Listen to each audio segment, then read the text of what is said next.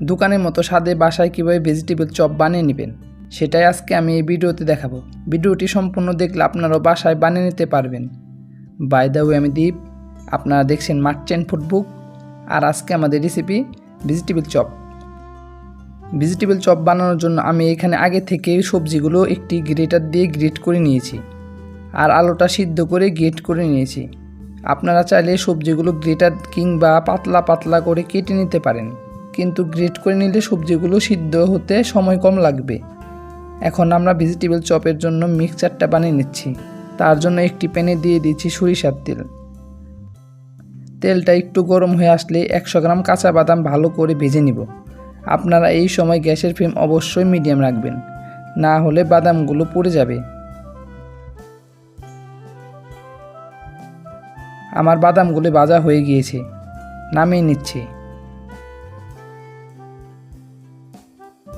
এবার এই তেলে দিয়ে দিচ্ছি 1 চা চামচ পাঁচফোড়ন, সাথে 4টা শুকনো লঙ্কা। এখন এটা একটু ভেজে নিচ্ছি।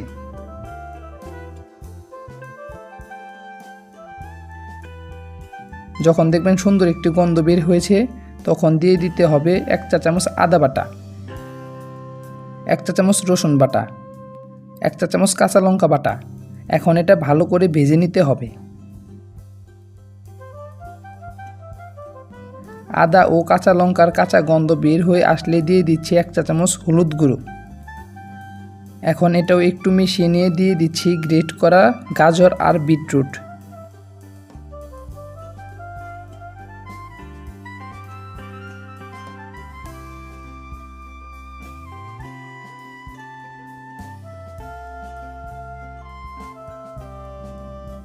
এখন গ্যাসের ফ্লেম হাই করে রেখে ভালো করে কুক করে নিচ্ছি।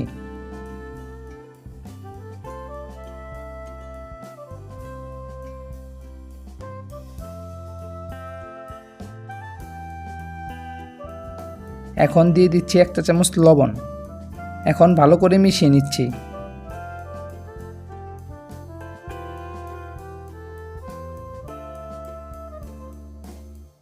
এখন গ্যাসের ফ্লেম স্লো করে ঢাকনা দিয়ে দিচ্ছি 8 থেকে 10 মিনিটের জন্য। 10 মিনিট পর ঢাকনা উঠিয়ে নাড়াচাড়া করে দিচ্ছি। আমাদের সবজিগুলো অনেকটাই সিদ্ধ হয়ে আসছে।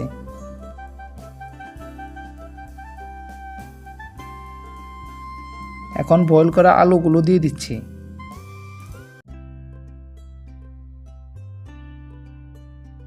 আর সাথে দিয়ে দিচ্ছি 1 চা চামচ গরম মশলা, 1 চা চামচ চিনি। এবার ভালো করে কুক করে নিতে হবে।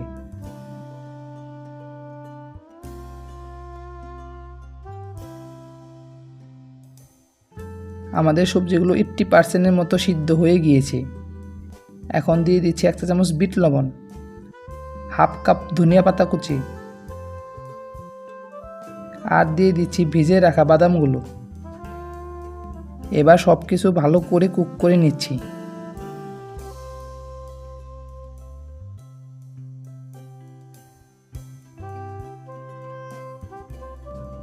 এর ব্যান্ডিংটা ভালো হওয়ার জন্য সামান্য ব্রেড ক্রাম্ব দিয়ে দিচ্ছি।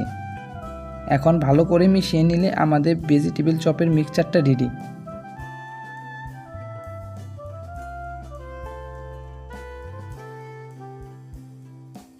এখন এটা আমি নামিয়ে নিয়ে ভেজিটেবল চপের কোটিংটা বানিয়ে নিচ্ছি।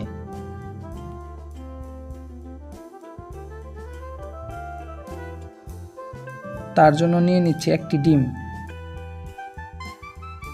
1 চা চামচ ময়দা, 2 চা চামচ পানি। এখন এটা ভালো করে মিশিয়ে নিলে কোটিংটা রেডি।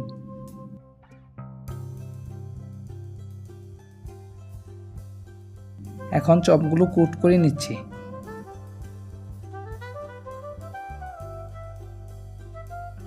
তার জন্য সামান্য সবজি নিয়ে 2 হাতে তালু দিয়ে চপের সাইজ করে নিচ্ছি। আমি যেভাবে দেখাচ্ছি আপনারাও একইভাবে করে নেবেন। এখন এটা শুকনো ময়দায় দিয়ে দিচ্ছি। চপটা ময়দায় ভালো করে মাখিয়ে নিয়ে দিয়ে দিচ্ছি ডিমের কোটিংয়ে।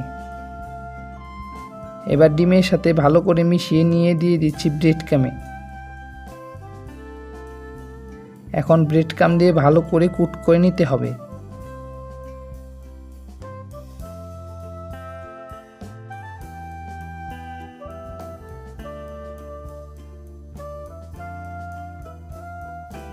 এইভাবে করে নিলেই ভেজিটেবল চপগুলো রেডি। আমি যেভাবে দেখিয়েছি আপনারাও একইভাবে করে নেবেন। আমি একে একে বাকি চপগুলো করে নিচ্ছি।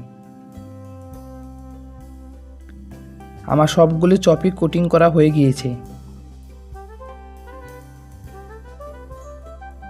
এখন আমাদের চপগুলো ভেজে নিতে হবে। এবার চপগুলো ভেজে নিচ্ছি। আমি একে একে চপগুলো তেলের মধ্যে দিয়ে দিচ্ছি। আপনারা অবশ্যই এই সময় গ্যাসের ফ্লেম মিডিয়াম রাখবেন।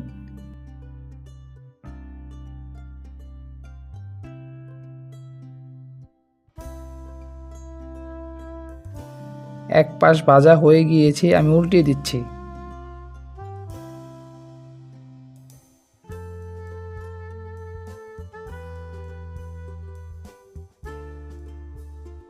দুই পাশ ভাজা হয়ে গেলে নামিয়ে নিচ্ছি। আমাদের চপগুলো ভেজে নিতে 10 মিনিটের মতো সময় লেগেছে।